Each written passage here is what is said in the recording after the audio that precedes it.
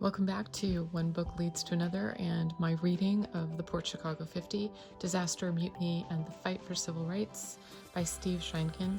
And again, I really want to thank Steve Sheinkin and his publisher, Roaring Brook Press, for allowing this read aloud to happen. So thank you for that. Let's get into our next chapter. This one is Work and Liberty. Clink, thud, clink. This was the annoying series of sounds that woke Joe Small almost every morning at Port Chicago. He'd open his eyes and check the clock, just 4:30. He'd try to get a little more sleep, but the clinking and thudding would continue. Small didn't have to look out the window to know the cause. The guy they called TJ was out there in the dark, pitching horseshoes in bare feet and boxers, his sneakers tied together and hung over his neck. TJ did this every morning, week after week. Small figured TJ was angling for a Section 8, a discharge given to men mentally unfit for service, anything to get out of Port Chicago. Whether Small got back to sleep or not, he was usually the next member of Division 4 to get out of bed. He had always been an early riser, and the other men quickly began counting on him to get them up and on their way to chow.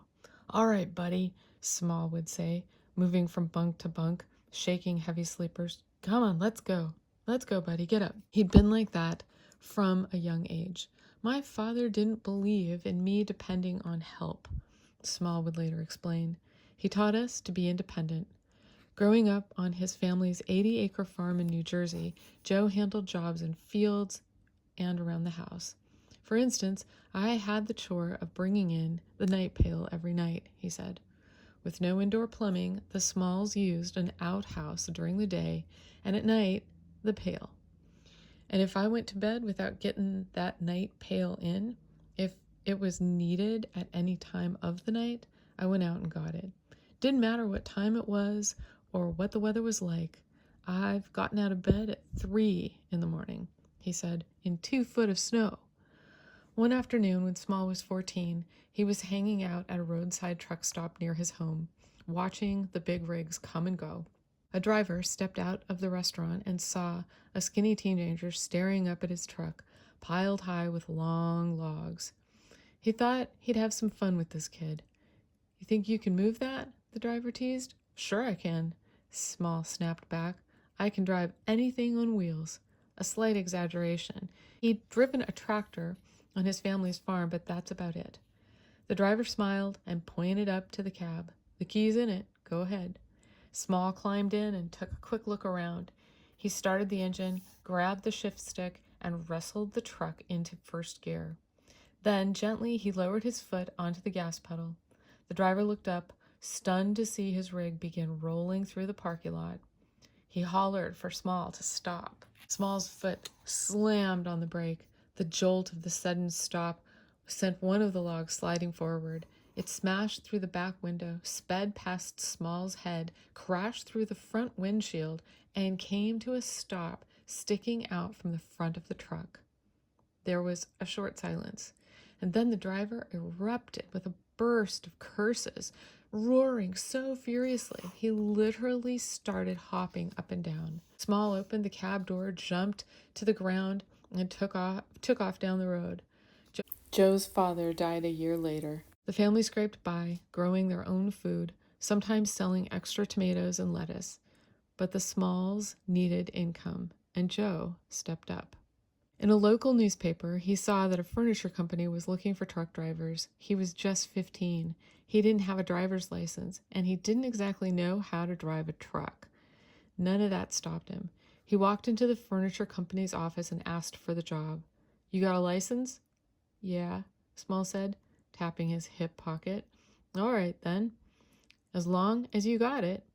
Joe drove for the company for a year and finally got his driver's license when he turned 16. All the while, he tried to keep up with school.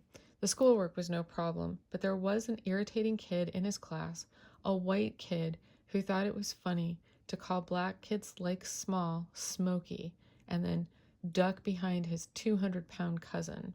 Small was thin, about 5'7", but never one to back down. He promised his tormentor he'd catch him one day, and when the big cousin wasn't around, He kept the promise. I put a good whipping on him, Small recalled. They gave me an alternative, either leave school or be sent to reform school. Well, that was the end of Joe Small's formal education. Small was 22 years old when he got to Port Chicago, a few years older than most of the men in his division. He had a bit more life experience than the other men and a confidence that came with it. I demanded, I guess you could use the phrase, I demanded respect, Small later said, explaining how he came to be seen as the unofficial leader of his division. I mean, I would tell a man, shut up, you talk too much. Look him straight in the eye, and that was it. And he'd get the opinion, I meant what I said. And if he didn't shut up, the consequences would be disastrous. And through that attitude, I gained the respect of the men.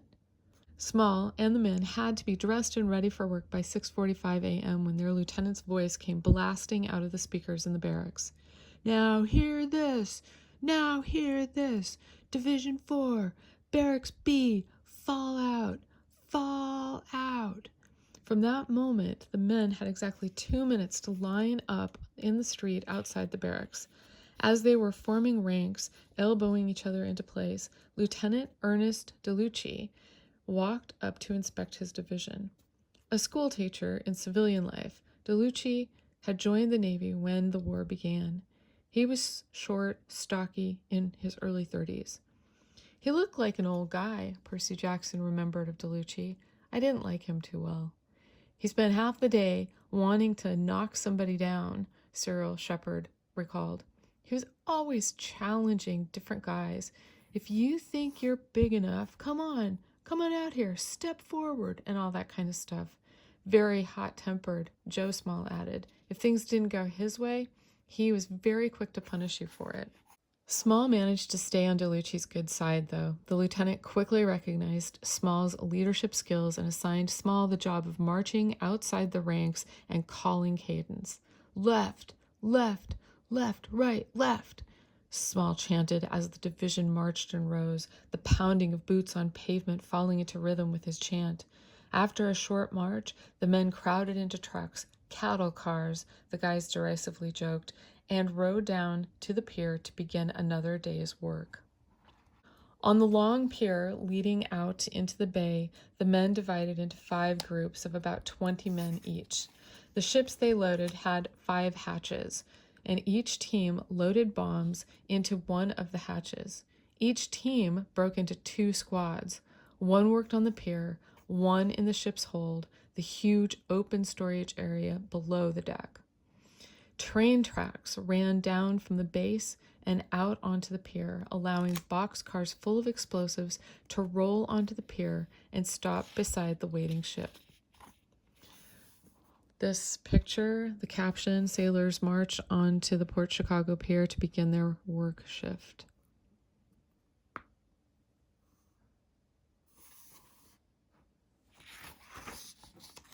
In this caption, above and right, sailors unload crates of ammunition from boxcars at the pier. We'd open the boxcar doors, Small described, and the bombs would be stacked 4, 5, or 6 high inside the car. A couple of men climbed in, crouching between the top layer of bombs and the roof of the car. Using long wooden planks, they set up a ramp from the top of the bombs down to the pier, about 8 feet below. Others, meanwhile, hung mattresses on the side of the ship to cushion the blow in case one of the 500-pound shells rolled too fast down the ramp, sped across the pier, and slammed into the side of the metal ship. It happened all the time. You'd hear this all day long. Boom, boom, boom, boom, Percy Robinson remembered.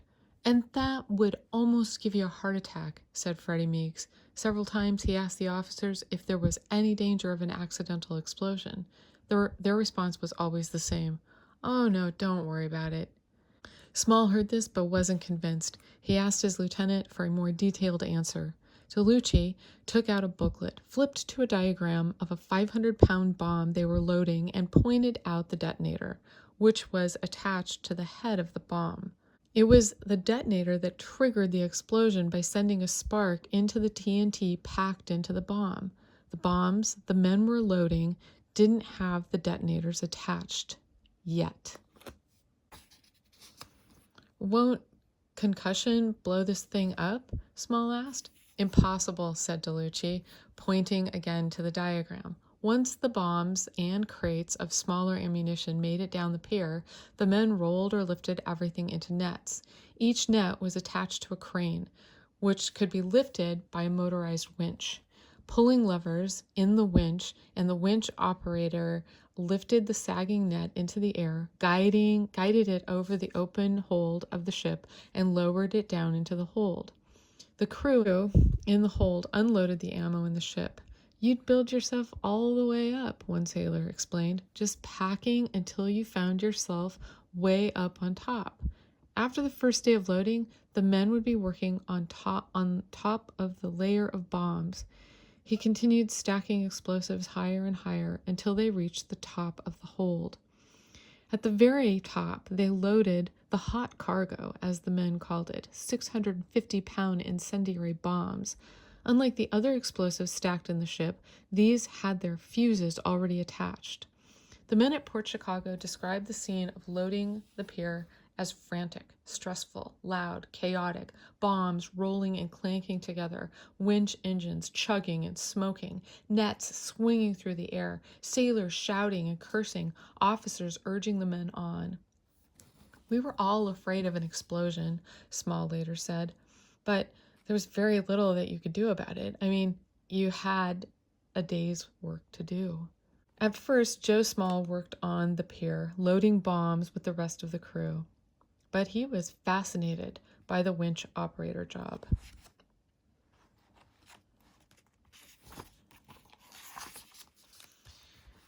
Mainly because it was the only work on the dock that required any skill. While the others were finishing lunch, he'd slip off to sit in the machine, practicing with the levers. Drawing on years of experience as a truck driver, he soon learned how to handle the winch. One day, one of the Division 4 winch drivers had to leave for a medical emergency. "Hey," someone on the pier yelled out, "where's the winch man?" Small stepped up. "I'll run it while he's gone." He sat down, grabbed the levers, and got to work. "So whenever they needed a replacement, they called on me," Small recalled. "And eventually, I took over the job completely." That was typical Joe Small. Others in the division saw Small's skill and boldness and responded to it. He should have been anything but what they had him doing, said a fellow sailor, expressing the common opinion in Division 4 that Small should have been promoted to a position of more authority. They just disregarded black people. The men thought Small should have at least been made petty officer, the highest rank given to black sailors at Port Chicago. Lieutenant DeLucci told Small he had an ability for the job, but was still too young. Small didn't get the promotion or the private room and extra pay that went with it, but he got the responsibility anyway. When DeLucci had a message to relay to the division, he went to Small instead of the division's petty officer. When the men had a question or complaint they wanted presented to DeLucci, they went to Small. "Look, you got a petty officer," Small used to tell the men. "You got to talk to your petty officer." The men would curse the petty officer, say that he didn't know anything, didn't have the guts to speak to the white officers, so Small would give in and help. "And that's just what put me in deeper," he later said. He hadn't asked for the extra work and didn't especially want it. "But I've never been one to shirk," he said. "Once I commit myself, I'll go through with it." Each division worked an 8-hour shift, then headed back to the barracks while another took over. Bright lights lit the pier at night, and the loading continued nonstop 24 hours a day. The men's lives were divided into 8-day segments: 3 days of loading, then a duty day, laundry, and other jobs around the base, 3 more days of loading, then a day of liberty. Like all the young sailors, Small treasured the chance to jump on a bus and get away from the base for a few hours, drink a beer in peace, maybe meet a girl. There was a town named Port Chicago about a mile from the base, but it didn't have much to offer. It was just a one-street place, Robert Routh remembered. A few restaurants, a movie theater. They didn't want blacks there at all. The townspeople didn't care for blacks. The nearest place with any sort of nightlife was Pittsburgh, but the city had only one street with bars at which black customers were welcome. When they got off the bus in Pittsburgh, the Port Chicago sailors were expected to walk a specific 5-block route through a white neighborhood, a maddening maze of turns to reach the permitted Black Diamond Street. Other streets we were found on, we were accosted, Small remembered. We had to answer questions as to why we weren't where we were supposed to be. The fact that these men were wearing the uniform of the United States Navy made no difference. Most of the men preferred to head to the big cities of Oakland or San Francisco, though it meant a longer bus ride. One Liberty Day, riding a bus for Oakland, Robert Edwards struck up a friendly conversation with 2 white sailors headed the same way. "Let's go over to the bar and have us a drink," one of the sailors said when the bus reached the station. The men walked to a nearby joint and ordered 3 bottles of beer. The bartender set 2 bottles on the bar. "What happened to my friend's beer?" asked one of the white sailors. "Aren't you going to give him a beer?" The bartender said, "We don't serve." N-word here. Edwards turned and walked out alone. He got on a bus and headed back to Port Chicago. We're supposed to be fighting the same enemy, he thought. I don't know who my enemy really is. After that, he spent his Liberty days on base, in his bunk, with a novel. When he'd joined the Navy, people told him, "You're fighting for your freedom." Now he wondered, where's the freedom? Thanks for joining me on another episode of One Book Leads to Another. See you tomorrow.